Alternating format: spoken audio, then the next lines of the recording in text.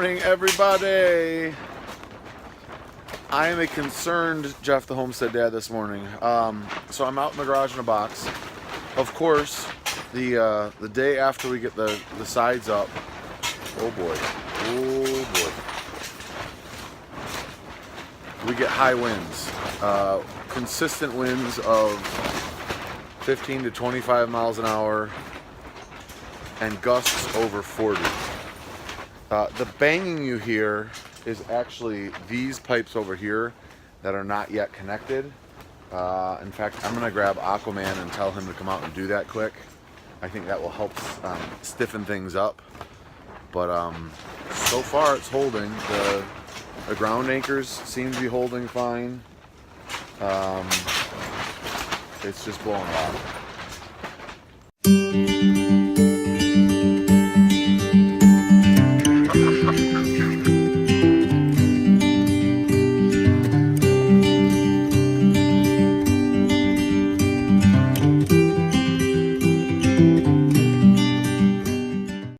Aquaman is putting a pipe through the bottom of the door here.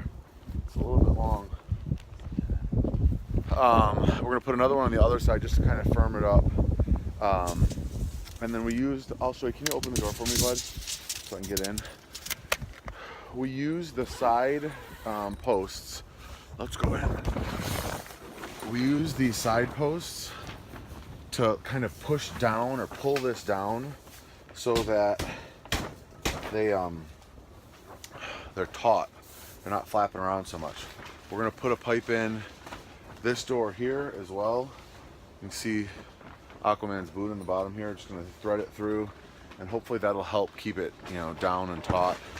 So yeah, that's what we're doing. Seems to be helping already. Like I said, if it can make it through the next couple days, and we're supposed to have really high winds, I'll have confidence that it's fine. Pipe cut. So there's a pipe going through the bottom of the front door here, just to kind of keep it stiff and kind of help weight it down a little bit. And then on the back, we did the same thing. We just took a 10 foot piece of conduit and put it through the bottom of the door all the way along there. You can see it doesn't come all the way to the ground here. I don't think it's supposed to. On the sides here, it's got like a little skirt, just to, I don't know, keep the wind from getting in, I guess. But since we tightened it up, it's definitely stopped flapping as much. So we'll see what happens. But anyway, I think it looks good. Aquaman thinks it looks good. Now it'll just be a matter of if it holds up and we can fit the stuff that we need to in there and clean up some of the yard and the barn and make some more space in the barn. So hooray. Maybe I'll get another one like that and make that into the forage area. What do you think? Oh yeah, that's just like cool. Make a, I think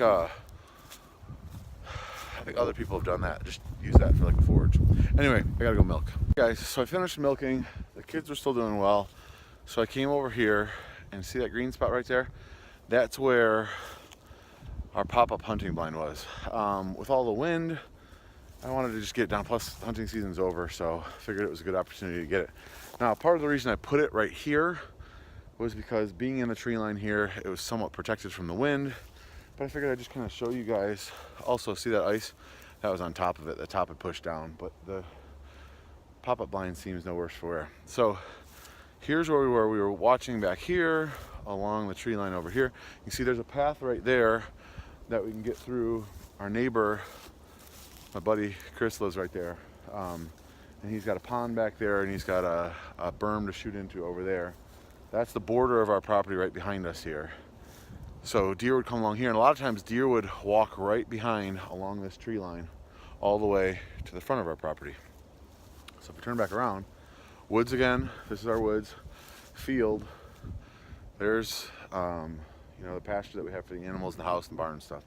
I'm not sure what I'm going to do with this field next year. I've thought about fencing it in, but I don't want to spend a ton of money on fence and then not do anything with it, so I'm still not 100% sure. I may make it put a berm right here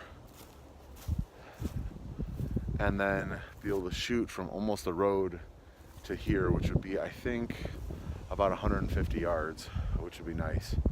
So we'll see. I'm not sure. I may just use T-posts and electric wire and just use it for the cows, and they can come graze over here. In the past, I don't know if you're gonna be able to hear me because it just got windy again. In the past, I've had somebody bale this for me, but it's becoming harder and harder to find somebody that's willing to just bale a couple acres. So, and I really don't want to invest in haying equipment. So if you watched yesterday's video, you saw the marsh, but I showed you the marsh from down over there. This is a much higher vantage point. This is more on level with where we would build a house. You kind of overlook the marsh. So all this back here is ours, here's ours, here's ours. That going that way is off our property, onto the next person's property over there. But I was able to kayak over there, it was fun. In the middle over here, it was about 4 feet deep. It's not real deep. In fact, my neighbor told me that there were times before my parents bought the property, 13 years ago or whatever, where it would be so dry that you could walk all the way across the marsh. We haven't had that. We've had it where it's much lower, but the last couple of years it's been pretty high, so it's fun. But that's our marsh. So I'm at about the midpoint, maybe a little bit further back than the midpoint of our property depth-wise. Like I said, it goes to, our property ends right about there, and then if you look towards the front, there's our tree line up there. The road is just on the other side of the tree line. So it's a little bit of our property.